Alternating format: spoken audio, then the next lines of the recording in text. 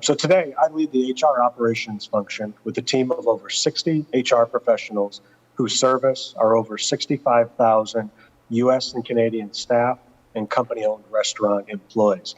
I've spent most of my working career at McDonald's, having started out on my 16th birthday at my local restaurant. Since then, I've had the opportunity to work across various functions, including communications, strategy, both within our U.S. and Latin America businesses. How has your employee experience strategy changed and evolved over the last 24 months? One, a lot has changed, I think, as we all recognize. And while we've made progress, it still is a work in progress for us because we recognize we can do so much more.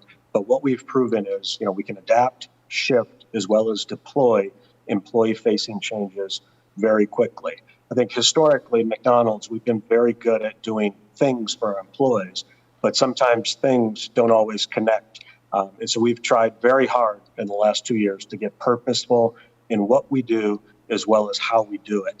It starts with leading with our values. And whether that was through COVID, diversity, equity, and inclusion, or even our most recent actions related to Ukraine and Russia, there's no employee experience program or technology that can serve a stronger foundation than what you stand for as a brand.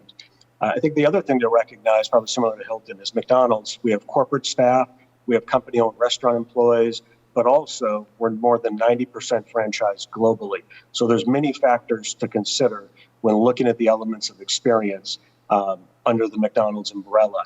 And so some decisions we make, whether they be kind of globally for all of our restaurants or decisions that look just at our corporate staff. But we've set the foundation, but this is not something you can start, then stop. We've just moved at a pace probably thought not possible prior to COVID, but now we look forward to continuing to do much more. What are 2 or 3 of the most important non-negotiable components of your employee experience? Yeah, I think for us, foundationally, a great experience starts with what's near and dear to people. And, when I look at it, it's, is my personal information correct? Is my pay correct? How easy is it to access my pay? But then beyond that, once you hit the foundational elements, I think sometimes we take these for granted. But I must say, working with some great payroll tax professionals, it is probably a thankless job that we don't thank enough.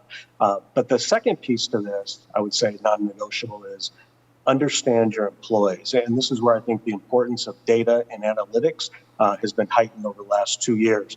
By showing the empathy, caring, understanding the needs and desires of those employees, of what's most important to them, and does your experience match? For some people, it may be pay, time off, flexibility, well-being. But also there's the differences, at least for us, of what hourly employee wants and needs are sometimes different than what your corporate populations need and want. How do you feel what you need as McDonald's to be prepared for the future? And is there anything that we as Oracle are really helping you to achieve this? Yeah, thanks, Nancy. I think for us, as an HR leader, for me, it's truly about, how do I get my team to wake up every day and be their best self, and really thinking about and owning, how do we make this employee experience even better? It's about getting the team focused, and that's something that I've worked with my team on, is this concept of kind of growth through focus. Of, we have to be laser focused on a few big things that are going to make that experience better versus kind of 20 small things that employees may not notice. So right now at McDonald's, I think talent, goal setting, succession planning is critical. And this is where we've been, kind of closely tied to Oracle with, is saying, hey, how can you kind of strategically help us solve this global opportunity in front of us, knowing some of our kind of decentralized HR system complexities. But obviously we want to leverage and get more out of having the US and Canada on Oracle HCM.